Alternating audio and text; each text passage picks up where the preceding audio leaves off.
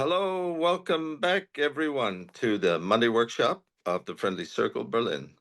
Today, it's our great pleasure to have Jay Stinnett back with us from the spiritual vortex, which is Sedona, Arizona. And Jay has been on his spiritual path for quite a while. And somebody asked me about Jay earlier. I said, well, he's just a really enthusiastic guy. And he's obviously had this passion project for the study in the life of Bill Wilson. He's an archivist, he's a historian. He's been doing this for well over 30 years. And he has been working on a book about the life of Bill Wilson outside of AA, sort of, from the early 50s till his passing in 1971. And out of that has come this incredible film, a documentary, only the second film ever made about the life of Bill Wilson. And it's called Bill Wilson Conscious Contact. The director is Kevin Hanlon.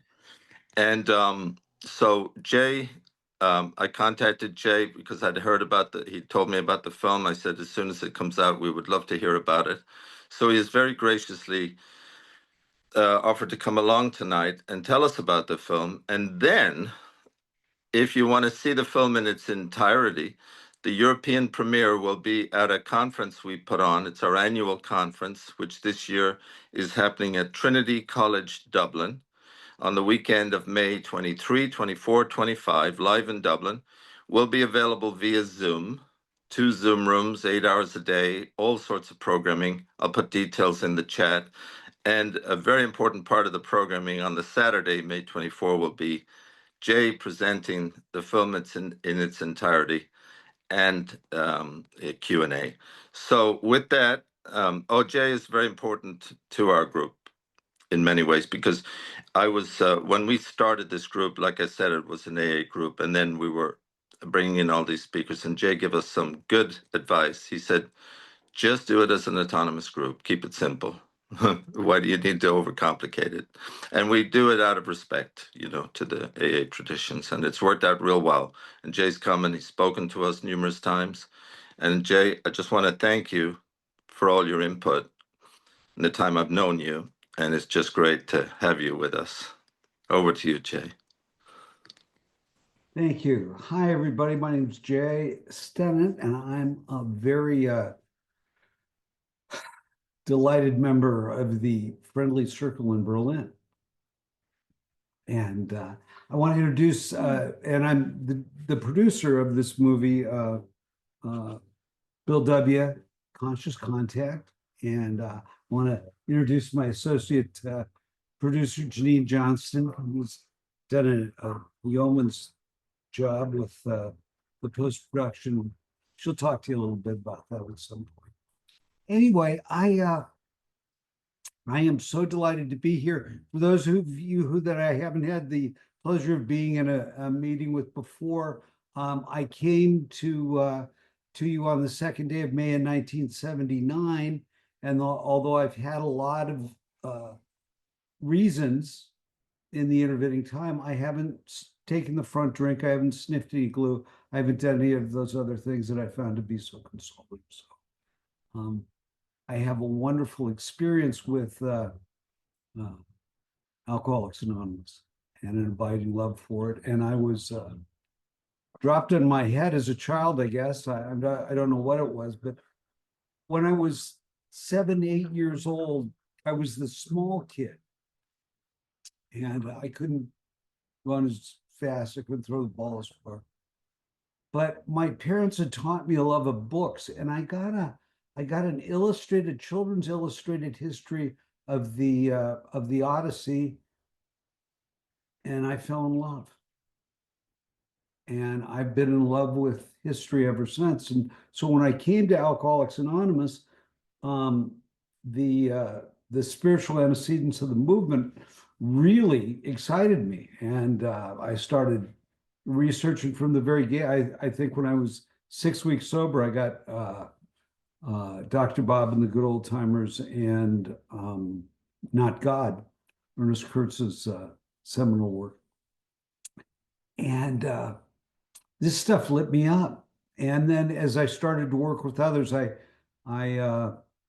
I did my first inventory when I was 25 days in. I got my first, I had did my first got my first sponsee when I was 27 days sober, and I've been on this thing ever since. Really fired up by what is it that changed everything? Because 90 years ago, alcoholism and drug addiction to death sentence, yet, we're walking, there's close to 2 million of us walking the earth today, free range. I want to talk about creativity for a moment. Everybody on this Zoom, or anybody that hears this recording, there is something special that's encoded into you that is your unique gift to the world. Don't know what it is. I certainly never thought that I'd be doing what I'm doing, but what I have done is that I have meditated on a daily basis for many, many years.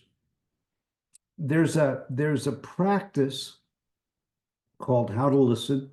I've got a meditation website that I did many years ago.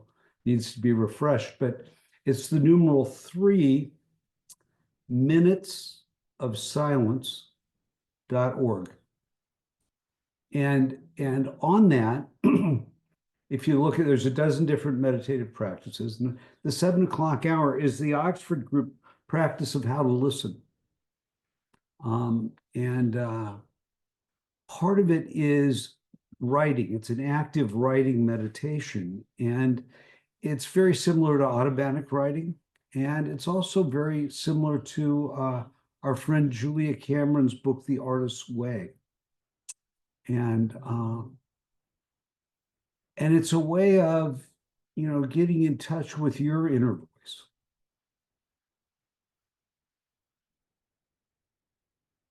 The people that I know that are happiest in the fellowships are the people that have found that creative expression within themselves and watched it develop, nurture, and grow as part of their spiritual practice throughout their lives in recovery.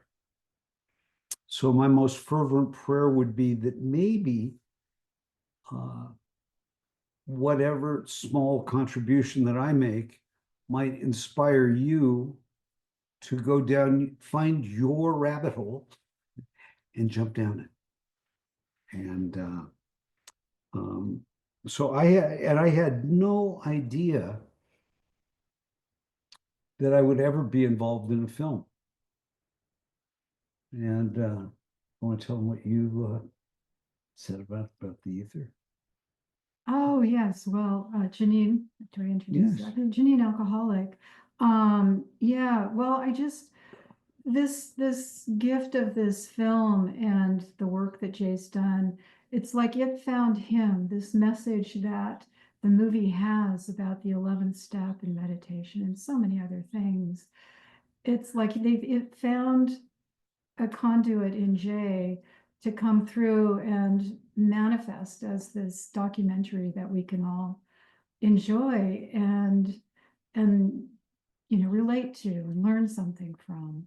And so being open to those kinds of things and allowing that creativity to come in, it's a gift. Beautiful. She said to me once, the story was floating around in the ether. And it looked down and it said, "Oh, there's Stinnett. Let's drop it on him. He can pull it off," which I think is a marvelous thing. By the way, I just wanted to say something fun. Janine, I actually, anytime that I'm in the room with her, I'm the newcomer. She was the first person that I saw take a 30-day trip in Manhattan Beach, California in 1979. And amazing. Yeah.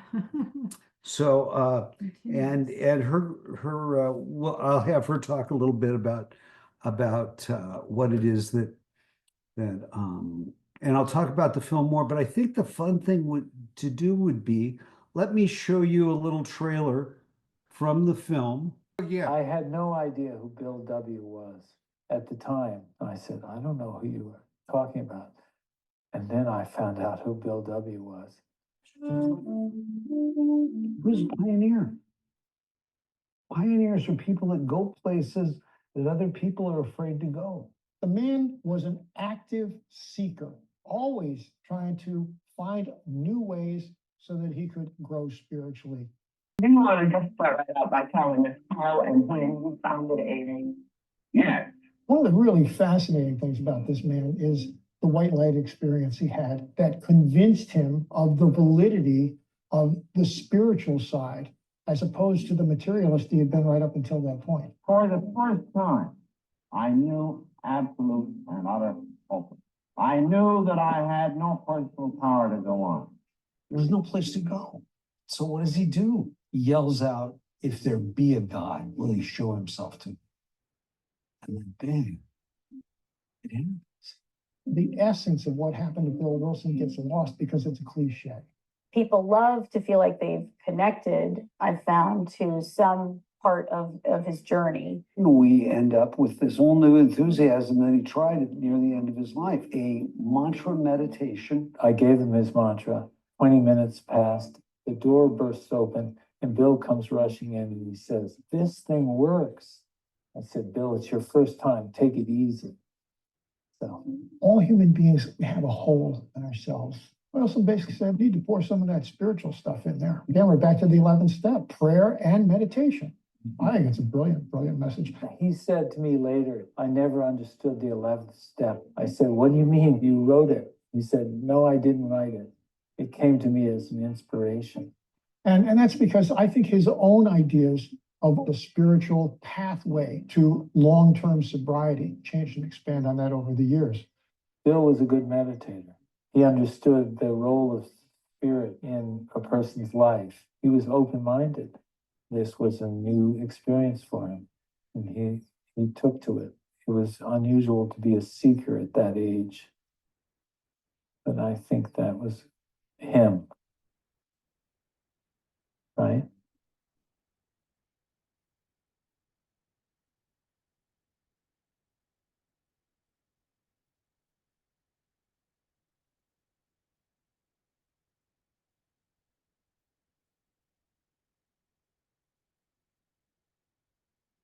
All right, so there you go. We're There's back. there's a little taste of what the film's about. So the great thing about going down a creative path is that you develop relationships and friendships and get to know different people and one of the things that happened along the way was I was given permission to research at the Stepping Stones Foundation. And back in the day, what would happen is that you'd fly in, I'd fly in from Los Angeles, and I'd go to this place in upstate New York, and I'd have requested files, and they'd have them sitting there, a few, and you'd sit there and be able to look through the documents and take notes, maybe scribble, but you could never photocopy them. And the same thing at the General Service Office. So it was a very rushed process. And then after time, what we were able to do is we were able to raise money and actually digitize the entire archive of Bill Wilson and Lois Wilson's correspondence. And so my greatest wish would be for all of you to go to steppingstones.org, and on the far right, there's a button that says Learn. And On that, you can register and then become part of their online archive. And in that, there are literally hundreds of Bill's writings, hundreds of Lois's writings that you not only can look at, but you can sit there and meditate upon in a way that we never could before. You can't copy them or anything like that. But the thing is that you can spend time and return to the information whenever you want, which is just glorious. If you were a fan of these two people and are cognizant of the impact that they had. Time magazine called Wilson one of the 10 greatest healers of the 20th century.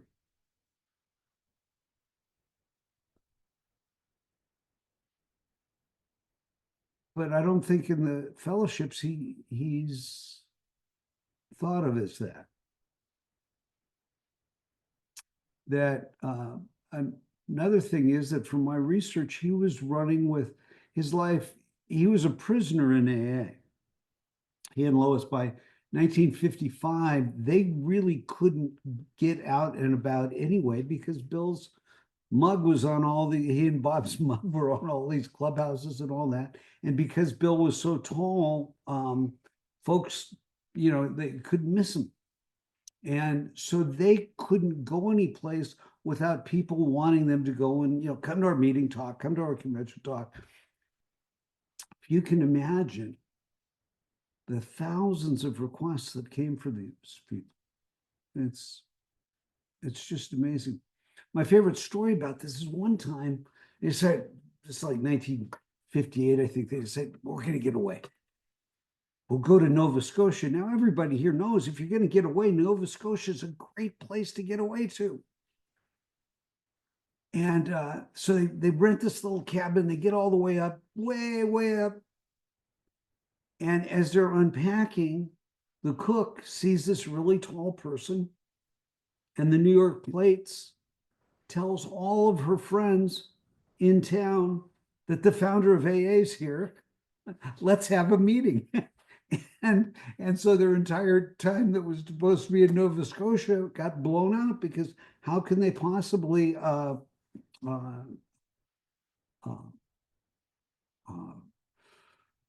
can they possibly go through this?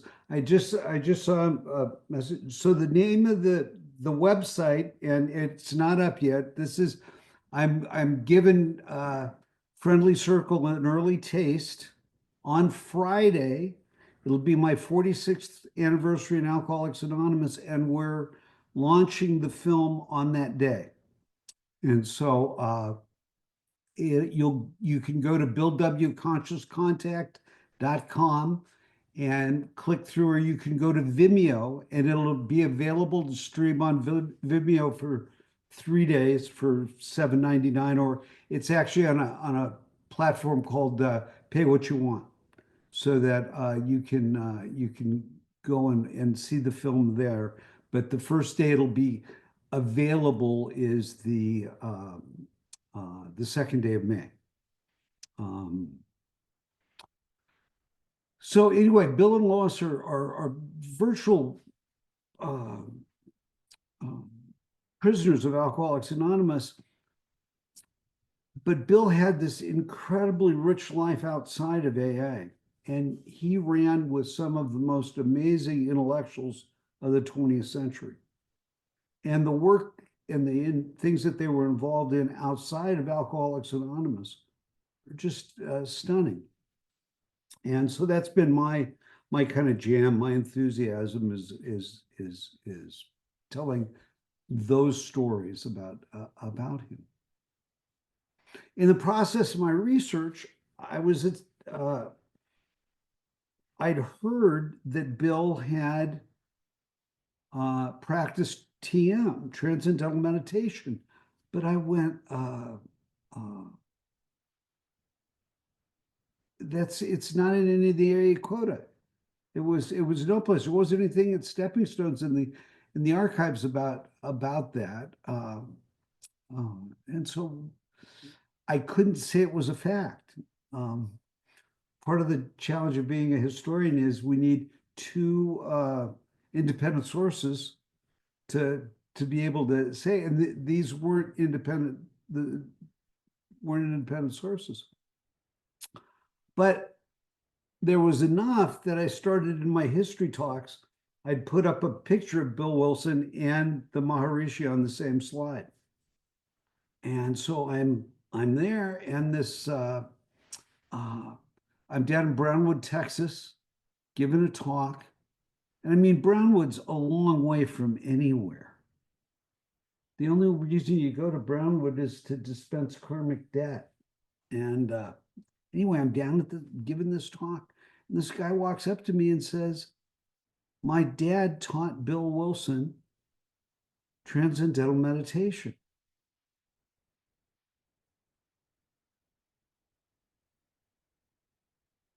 I mean, I always knew that Bill was a seeker.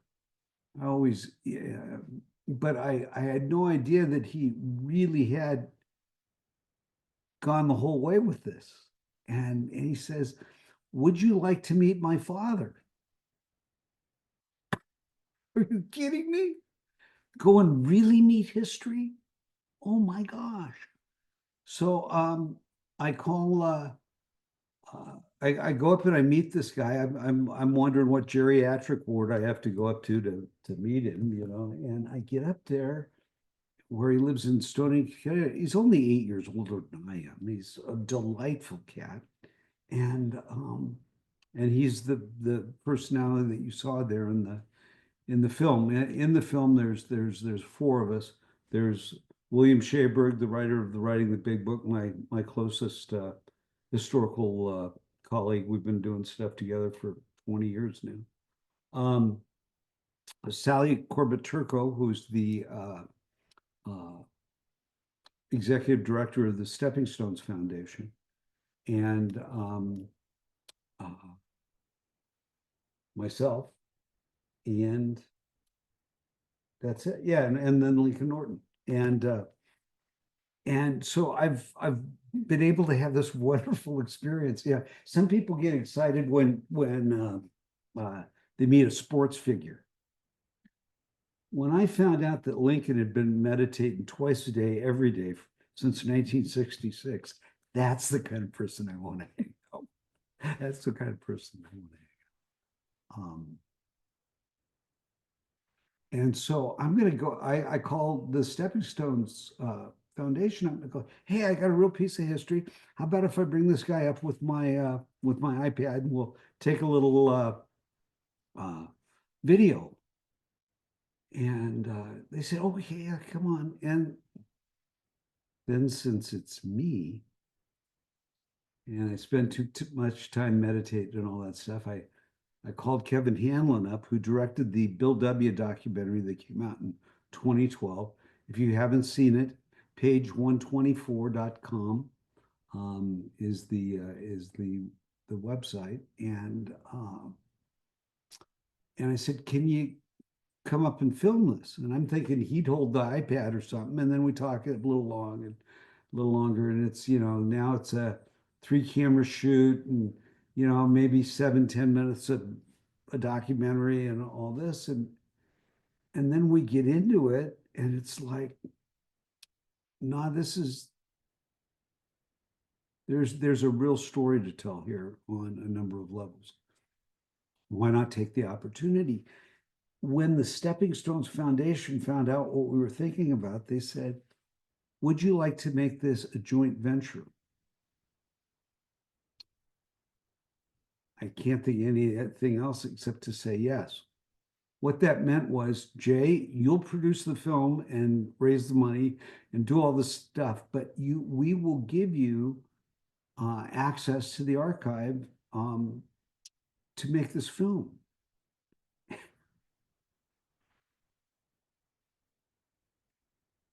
I'm going to tell them a little bit. So we had access to photographs that have been in the collection. It's not like they're hiding them from anybody, but it can't be made, you know, generally available because they're the assets of the foundation. So Janine, why don't you tell them about the post-production with these photographs, because we've got a lot of them. Yeah, there's a lot of archival photos of Bill and Lois, stepping stones, New York, Towns Hospital, that were in pretty bad shape. The photographs had a lot of scratches, and some are still in this little preview you saw. And so what I've been doing is been doing photo restoration and cleaning them up so that, you know, we don't notice all of the scratches and so on, and you can really see uh, the people and the places in the photographs. And it's been such a wonderful experience to be looking close up at these archival photos of Bill and Lois and to see like the details, you know, in their clothing and so on, you know, and back in the day, you know, there wasn't a lot of money, and you know, it's so touching to see that it wasn't so much about what they were like on the outside. It was just this tremendous spiritual gift that they gave. That was the important thing. And, you know, just their humanness and you know, and the humility that he had, and they all did. So it was just a wonderful privilege. I'm still working on some photos, and I'll be adding in them into the film as quickly as possible. But yeah, it's just such an honor to have that experience. So really wonderful. I mean, literally, my friends, we are still in post-production. We're you know, coming right up to the deadline, and it's just such an incredible journey to be able to find things that even as a historian and as a researcher, I haven't known, and it's been able to inform not only my personal practice, but my you know, keep my heart and mind open. And so what are the fun things that we found in the film? And again, the film will be available May 2nd, and Patrick will have it, you know, on and I've got a wonderful text link that we'll be sending out that'll be this wonderful picture of Bill, and all you have to do is click on it, and bang, it'll take you right to the website and to the film. It's on Vimeo. The name of the film is Bill W. Conscious Contact. So what are the things that have kept me lit up and all this? You know, and again, I'm not a film producer. I've literally bet my house on this. I never knew where that came from, but to have the privilege of starting from thinking that I'm going to do something to now we've got an hour-long film that's of a Hollywood quality that will be my family's legacy of gratitude to Alcoholics Anonymous. And oh, another thing I should tell you is that once the house gets paid back, half of everything that comes in will be shared with the Stepping Stones Foundation. So, unintended consequences, I'll be able to support Stepping Stones in ways that I never would have been able to. And my gratitude knows no bounds for that. So what are the, for instance, fun story. Lois Wilson came out and spoke at a roundup in Palm Springs, California in the early 80s. And when she did, there was a guy from Ireland, a guy by the name of Sean Masterson, who actually did a movie. I don't have access to it. I've looked around Los Angeles' archives to try and find it on AA and Ireland. And Sean was a very, you know, how do you call an Irish person, you know, kind of outgoing and great storyteller and all that stuff. And, but he also wanted to make sure he was doing AA correctly. And so he put out this newsletter out of a little office in Santa Monica. And one day he had the temerity, if you can believe this, to write Lois Wilson and say, what did you and Bill actually do? And she wrote him back, and it was the sweetest thing.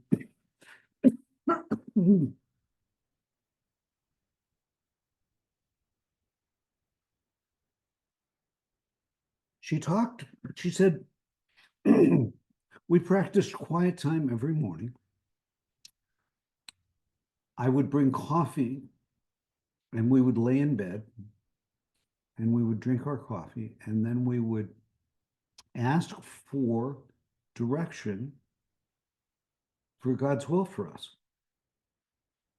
It'd only take about 3 or 4 minutes, and then we would discuss anything that came to us and the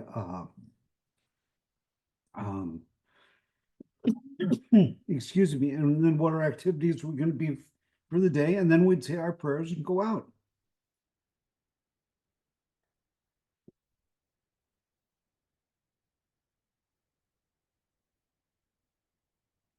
Now, number one, I can't think of anything better than drinking with a woman I love in bed, first thing in the morning. And if it's coffee, that's a wonderful thing. And that image of the two of them, I just love. I'm so sorry. What's the matter? Step words.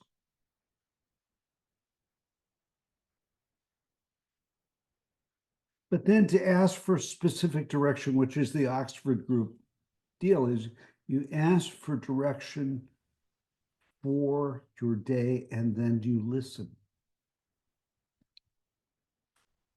3 or 4 minutes. Now, I've been in the fellowships a long, long time, and I was very fortunate to come into an environment where we had an 11-step group that had been meeting since 1948. They just had a little experience. And to be taught that the 11th step was not extra credit, that it was prayer and meditation. The culture of the groups that were there in Manhattan Beach, Hermosa Beach, and Torrance and the like, were that when you got a 90-day chip, your sponsor took you down to one of the great beatnik bookstores, the Either Or bookstore that was just up from the Lighthouse Jazz Club. And this was a huge bookstore. And one of the remarkable things about it is that they owned every book in the store so that they would not be subject to the marketing pressures that other bookstores were. And they had a huge thing of spiritual books. And so your sponsor would take you along and say, here's Taoism, and here's Christianity, here's Islam, here's spiritualism. Find what speaks to you. And we would do that. And I've had the privilege to go many places in Alcoholics Anonymous, and you'll hear things like, I mean, can you believe this? I don't meditate, I'm not good at it. I mean, I wasn't good at the not drinking thing. You know, it's just one of the steps. And so, but to have this real nice little practical thing, and then she breaks down the Lord's Prayer a little bit, not in a, she just says that, you know, we're taught that we should make things right before we ask for anything, and to also in that morning reflection, see if there's anything we need to clean up. So it's a really lovely little thing. Now, this fires me up. We don't, you know, I'm one of these people that, you know, practices, you know, twice a day and does all this stuff. And over the years, I've done all kinds of wonderful spiritual practices. But my website is 3 minutes of silence. 3 minutes can change your life. That was the experience of this group. And so the fact that Lois is talking about them spending 3 or 4 minutes together just was incredibly exciting to me. And hopefully we'll refresh that website at some point. Maybe I can get the foundation to at least allow me to put a few lines of it in there. So, but those are the kinds of things that happened to me. I'm just one guy. All of you, there is a song within you that's waiting to be sung. Now I'm, 70 years old and going to be 46 years sober in a couple of days. And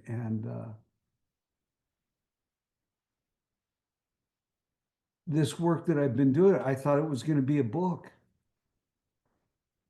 And there is going to be a companion book with it, but really, I was able to get all the major things that I want people to know about Bill Wilson into the 60-minute film. And with help from the images, from the recordings. The director, Ken Van Hanlen, is an extraordinarily talented individual. And he was able to, with using the photos, was able to allow Bill to tell his story from birth up to Towns Hospital in just 5 minutes. And it's incredible what the way that it plays and all that. And it's the images that bring it alive. And of course, being able to experience the vibration of Bill's voice is quite something. I guess the one last thing I'd like to tell you all is that when I started researching the history of Alcoholics Anonymous, what I wanted to do was to make sure that I was doing things properly, that I was doing things right, that I was doing things correctly, so I could help alcoholics better. That's what I wanted more than anything. And I started researching Bill Wilson in these archives back in the early 90s. And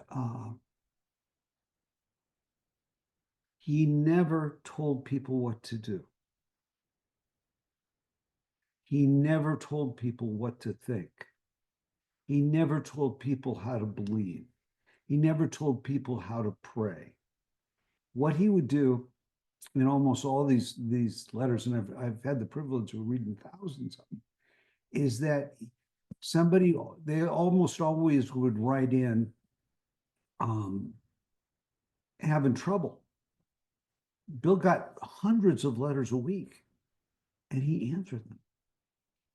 And in these troubles, they would ask him for advice. What should I do? And what he would do is he would tell a story of him going through something similar. Then he would tell a self-deprecating anecdote so that people knew he was a real person and not some god or saint or something. And then he would encourage them to keep following their own path. So it's my great privilege to suggest to you that you keep on doing this thing and that you follow your heart and your inspiration and see what it is that you might come up with that will bless us, as I hope this wonderful film will bless everyone here. So I think that's about it.